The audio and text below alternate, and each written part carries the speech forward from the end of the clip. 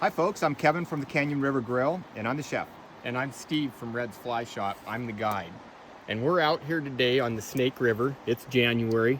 We've got a winter steelhead day of fishing ahead of us. The morning is already behind us.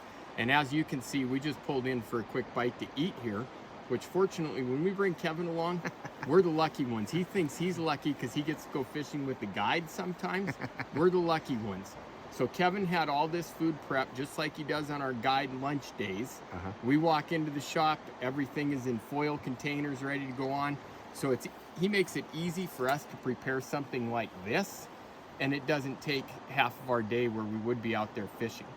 So Kevin, what's your thoughts on that? Whether you're a chef or whether you're a camp cook, it doesn't matter. You want to control as many variables as possible. You want to get as much prep done at home as possible.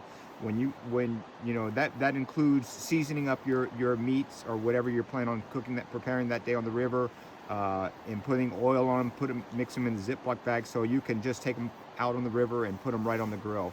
You also want to be thinking all the way through, not only the preparation, not only the cooking process, but the plating and the cleanup. You want to make everything as easy as possible when you're on the river. You want it to be spectacular, but you also want it to be relatively easy so you can get your fly back in the water.